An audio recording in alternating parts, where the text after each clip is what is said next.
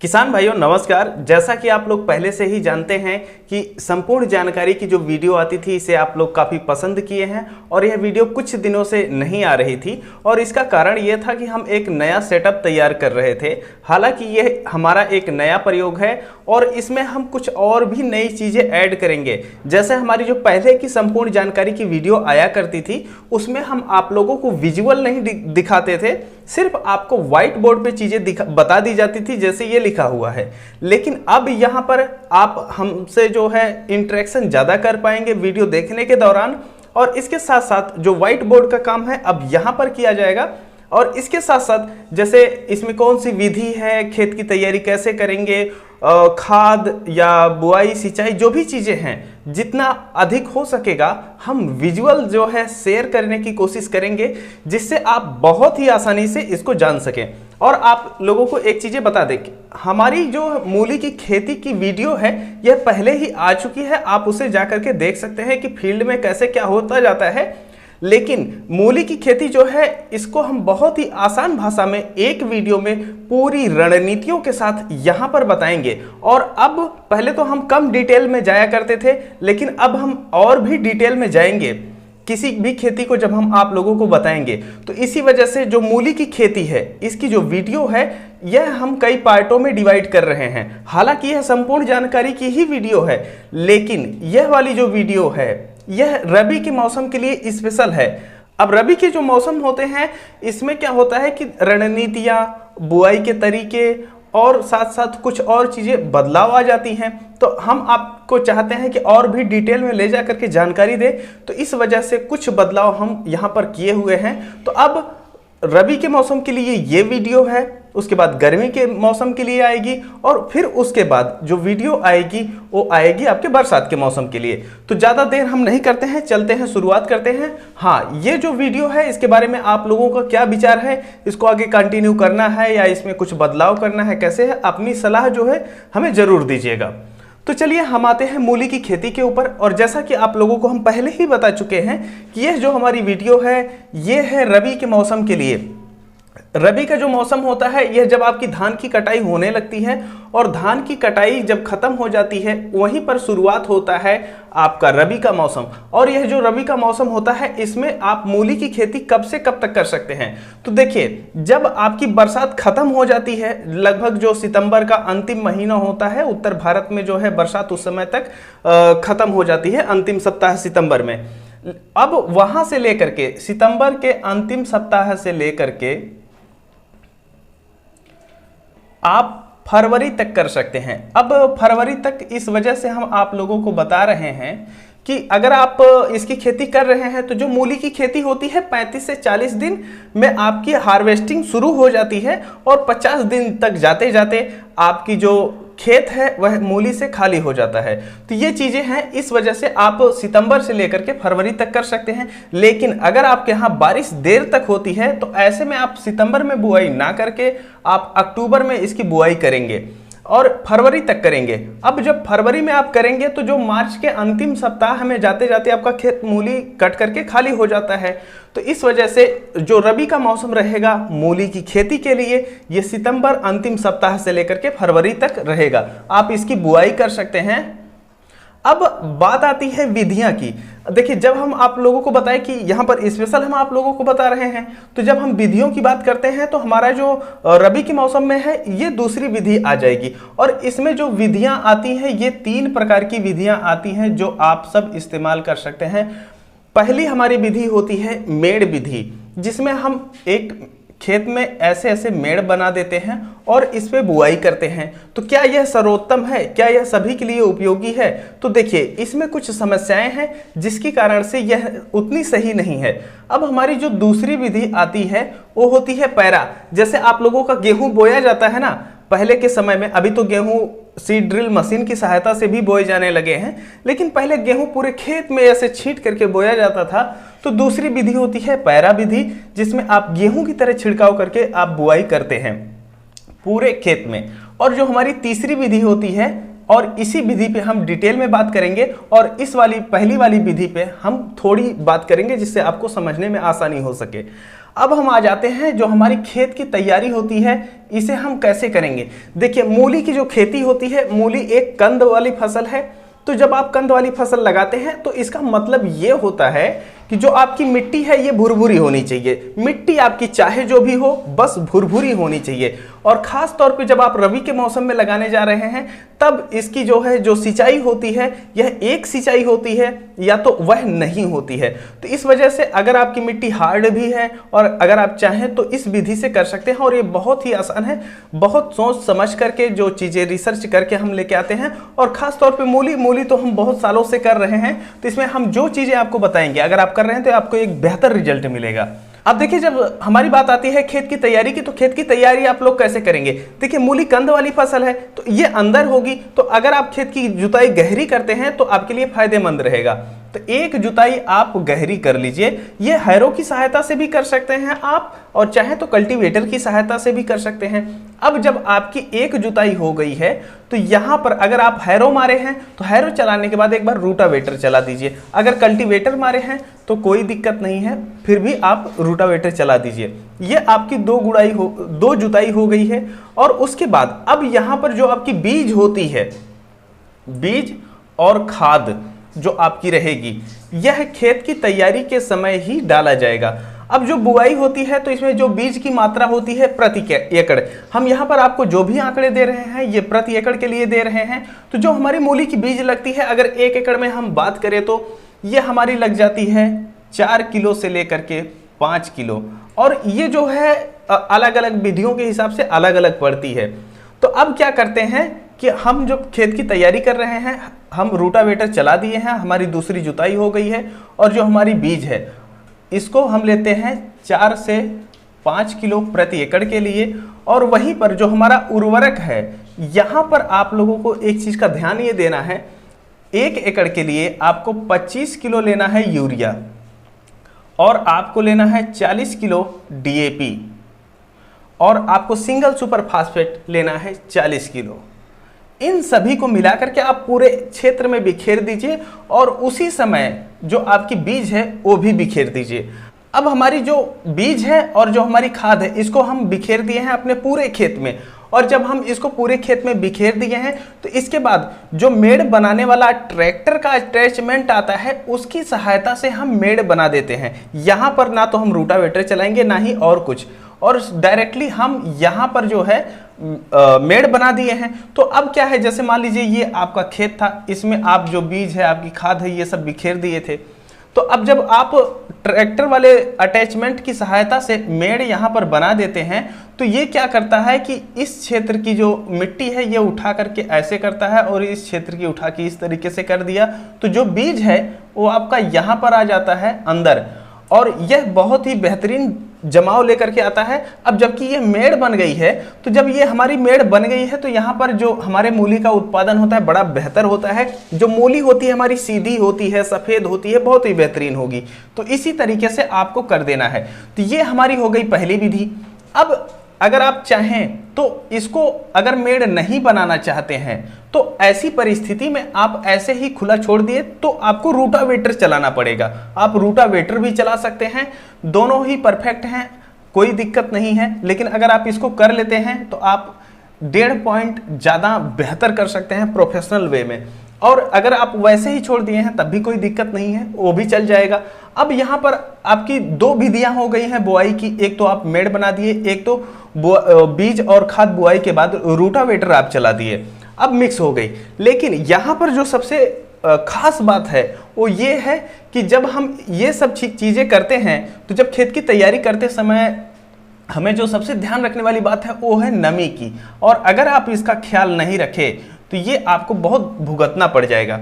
अब इसमें नमी आप कैसे पहचानेंगे कि आपके खेत में कितनी नमी होनी चाहिए। तो आप अपने खेत में जाइए, ऐसे कुदाल मारिए खेत में और वहाँ की मिट्टी उठाइए और ऐसे उसका लड्डू बनाइए। अगर लड्डू बन गया तो आप समझ लीजिए पर्याप्त नमी है। और ऐसे में आप ये बुआई करके मेड़ बना देते हैं तो लगभग आपको 25 दिन तक सिंचाई करने की आवश्यकता नहीं पड़ेगी। और इसका उदाहरण हम दे रहे हैं अपने खेत का। ये वीडियो आप लोग देख सकते हैं कि किस तरीके से जो है हम यहाँ पर वैसे छोड़ दिए हैं। मिट्टी आप लोगों को भुरभुरी दिखाई दे रही है और हमारी मूली बहुत बेहतर चल रही है। अगर मिट्टी में भरपूर नमी सोखने की क्षमता जो है काफ़ी दिनों तक रहती है तो रबी के मौसम में आपको सिंचाई नहीं करनी पड़ेगी। और वहीं अगर नमी जो है मिट्टी कम दिनों तक रोक पाती है तो आपको एक सिंचाई करनी पड़ेगी। तो यहाँ पर हम आप लोगों को एक साथ 3 चीज़ें बताए हैं, 4 चीज़ें। एक तो खेत की तैयारी आप लोग कैसे करेंगे, वहीं पर आपका उर्वरक कितना रहेगा और कैसे बिखेरेंगे, बीज की मात्रा क्या रहेगी, बीज की बुआई कैसे करेंगे, और ये जो सिंचाई था इसमें सब चीज़ हम इंक्लूड कर दिए। तो अब ये 4 चीज़ें आपकी क्लियर हो गई हैं और हम इसे बहुत ही आसान भाषा में कोशिश किए आप लोगों को बताएं। अब हमारी बात आती है कि इसमें जो रोग लगता है ये कौन सा रोग लगता है। देखिए, जब आप ठंडी में खेती करने जाते हैं मूली की तो इसमें रोग बहुत ही कम लगता है, सिर्फ एक रोग लगता है। हालांकि और भी रोग लगते हैं लेकिन सामान्यतः जो रबी के मौसम में जो उगाई जाती हैं वह एक ही रोग लगता है, वो है पत्ती खाने वाले कीड़े। और ये क्या करते हैं, इसकी एक खासियत है, ये उड़ करके खाते हैं पत्तियों को। ऐसा नहीं है कि जो वो आते हैं बैठ करके पत्तियों पे चलते हैं और खाते हैं, वो नहीं होते हैं। ये क्या करते हैं, एक पत्ती को खाए फिर दूसरी पे चले गए, तीसरी पे चले, ऐसे पूरे खेत में खाते हैं। अब इसका आपका क्या इलाज करेंगे, तो देखिए उसके लिए आपको कुछ नहीं करना है। एक आती है दवा क्लोरोफाइफास और यह पाउडर फॉर्म में आती है। इसे आपको लेना है और मिक्स कर लेना है इसको राख में, जो चूल्हे से राख आपकी निकलती है उसमें मिक्स कर लेना है। 1 एकड़ के लिए आप 2 किलो रख लीजिए और उसे आप मिक्स कर लीजिए। आप जो ये दवा की मात्रा है इसे 2 से 3 किलो रख सकते हैं और राख में मिक्स करके सुबह, क्योंकि रबी के मौसम में जो सुबह शीत पड़ती है तो पत्तियों पे बूंदें रहती हैं और उसी समय आप राख में मिला करके ले जाके पूरे खेत में बिखेर दीजिए और ये जो है आपकी मूली की फसल सही हो जाएगी। लेकिन ये रोग लगता कब है, जब आपका अंकुरण हो जाता है तब लगता है, और उसके बाद जब ये एक बार आप दवा डाल दिए खत्म हो जाते हैं तो फिर नहीं आते हैं, एक ही बार अटैक करते हैं। अब ये सारी चीज़ें हमारी हो गई। अब हम बात करते हैं लागत की। देखिए, जब हम बात करते हैं लागत की तो हर क्षेत्र, हर मिट्टी, हर किसान की स्थिति परिस्थिति अलग होती है। तो ऐसे में जो लागत है ये कम ज़्यादा हो सकती है। अलग अलग विधियां अपनाते हैं किसान, तो इसकी जो लागत हमारे हिसाब से जो हम करते हैं वो लगभग 1 एकड़ में 8,000 रुपये के करीब आ जाती है, 8 से 10,000 रुपये। और हम आपको कहेंगे कि इसकी लागत आप मान के चलिए 10 से 15,000 रुपये, 10 से 15,000 रुपये आपकी 1 एकड़ की लागत आएगी, जो विधि हम बताए हुए हैं। हाँ, कहीं पर मजदूरी ज़्यादा है या और कुछ चीज़ें ज़्यादा हैं तो ये बढ़ सकता है, लेकिन किसी भी परिस्थिति में यह 18,000 से ऊपर या 20,000 से ऊपर नहीं जाने वाला है 1 एकड़। लेकिन क्या आपको 1 एकड़ लगाना चाहिए, तो उस पर भी हम आएंगे। अब हम बात करते हैं मुनाफा और रेट की। जैसा कि हम आप लोगों को बता दें कि जो किसान भाई हमारी जुलाई वाली वीडियो देखे होंगे कि जो बरसात के मौसम में हम मूली की खेती किए थे वह है, तो उसमें हम बताए थे कि हम मूली 40 रुपए किलो में बेचेंगे, और हम 40 रुपए किलो में मूली बेचे थे। 35 रुपए किलो में बिकी थी, 45 रुपए किलो में बिकी थी।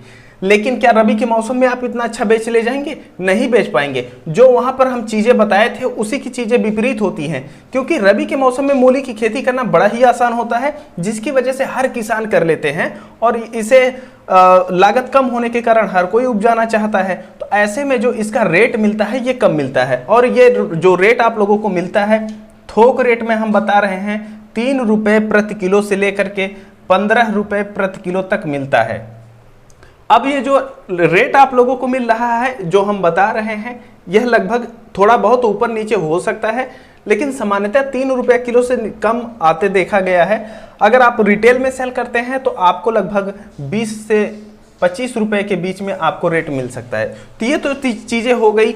अब यहाँ पर जो हम डाटा उपलब्ध करवाते हैं ये वास्तविक उपलब्ध करवाते हैं, ताकि आप लोग अगर इसको कर रहे हैं तो समस्या ना हो, नहीं बड़ा फेंक दिए और जब आप करने गए तो कुछ और रिजल्ट मिले।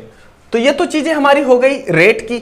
अब हमारी बात आती है रणनीतियां की, कि हमारी क्या रणनीतियां होनी चाहिए, और यहीं से आपकी सफलता निर्धारित होगी। मतलब आप जो भी पैसे कमाने जा रहे हैं मूली की खेती से, तो यही आपकी निर्धारित करेगी कि आप सफल होंगे या नहीं सफल होंगे।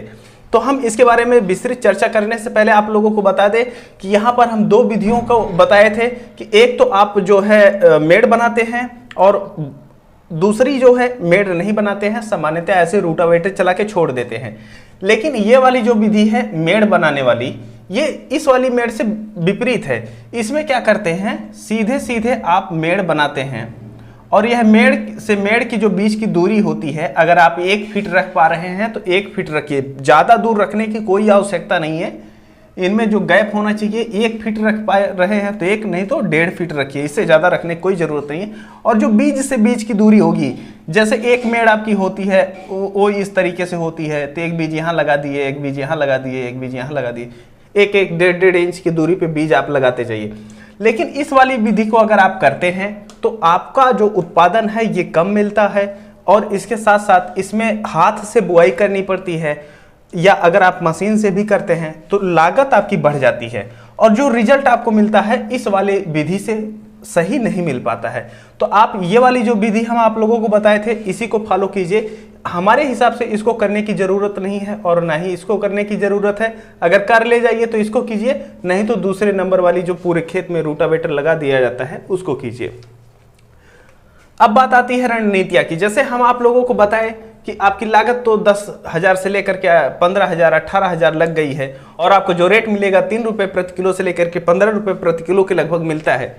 तो जो यहाँ पर आपका उत्पादन होता है ये कितना होता है, देखिए मूली की जो कई अवस्थाएं होती हैं। कुछ मूली होती है, कुछ किसान होते हैं जो पतली मूली बेचते हैं और कुछ होती है थोड़ा मोटी बेचते हैं और कुछ होते हैं जो बहुत ज़्यादा मोटी बेचते हैं। ये अलग अलग कारणों पे निर्भर करता है कि आप सप्लाई कहाँ पर कर रहे हैं।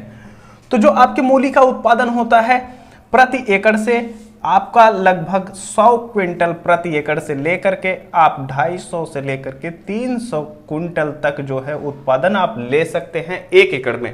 ये जो हम उत्पादन बता रहे हैं, अगर आप नए किसान हैं या इधर उधर की चीज़ें देखे हैं तो हो सकता है कि आंकड़े बहुत हम ज़्यादा बता रहे हैं, लेकिन जो पुराने किसान होंगे वो जानते होंगे कि मूली का उत्पादन किस तरीके से होता है। और अगर खास तौर पे आप जौनपुर के हैं तो कहेंगे भैया 300 नहीं 600 कुंटल उत्पादन होता है। तो अब हम बात करते हैं रणनीतियाँ की। इसमें क्या रणनीतियाँ होनी चाहिए, देखिए जो मूली की खेती होती है, अगर आप छोटे किसान हैं तो आप कैसे करेंगे, बड़े किसान हैं, मध्यम किसान हैं, तो सबके लिए अलग रणनीतियाँ होती है, सबके लिए विधियाँ एक रहेंगी। जैसे अगर आप छोटे किसान हैं तो क्या आपको 1 एकड़ मूली लगाना चाहिए, नहीं लगाना चाहिए। 1/8 एकड़ मतलब 1 एकड़ का 8वां भाग जो होता है उसमें आप कीजिए। अगर आप छोटे किसान हैं, आपके पास 2 एकड़ 3 एकड़ अगर जमीन है तो, नहीं तो 1 एकड़ लगा दिए तो बेच नहीं पाएंगे, इतना उत्पादन हो जाएगा और रेट नहीं मिलेगा, जुताई करनी पड़ेगी। तो हम ये कहेंगे कि 1 एकड़ का जो 8वां हिस्सा होता है इससे ज़्यादा की आपको लगाने की आवश्यकता नहीं है। और अगर आप बड़े किसान हैं और आप चाहते हैं कि 3-4 एकड़ आपको करना है तो ऐसी परिस्थिति में 1 एकड़ पहले लगा दीजिए, फिर 1 हफ्ता बाद 1 एकड़ लगा दीजिए, फिर 1 हफ्ता बाद 1 एकड़ लगा दीजिए। अगर आपको बड़े स्तर पे करना है और आपको पर्याप्त टाइम मिल जाएगा, इसमें 1 हफ्ते बेचेंगे फिर ये टाइम मिलेगा फिर, और 3 एकड़ अगर एक साथ लगा दिए तो इतना ज़्यादा माल हो जाएगा कि आप नहीं बेच पाएंगे। और यही रणनीति रखेंगे आप छोटे किसान। तो छोटे किसान जो हैं वो 1 एकड़ का 8वां भाग, 6वां भाग, 10वां भाग, जो भी आप जैसे भी करना चाहें उस तरीके से कर सकते हैं। तो ये सारी चीज़ें रहीं। और मूली की हमारी और भी वीडियो है, और अभी तक अगर आप चैनल सब्सक्राइब नहीं किए हैं तो सब्सक्राइब कर लीजिए। और इसमें क्या चीज़ें हैं जो आप अभी पूछना चाहते हैं या मूली के संबंध में और क्या चीज़ों की जानकारी चाहिए, कमेंट करके हमें बताएं। आप लोगों का क्या ओपिनियन है हमें कमेंट करके ज़रूर बताएं, जिससे हमें जानकारी मिल सके कि हमें और कैसे बदलाव करना चाहिए आप लोगों को जानकारियाँ देने के लिए। अब हम मिलते हैं आपसे अगली वीडियो में, तब तक के लिए चलते हैं। जय जवान जय किसान।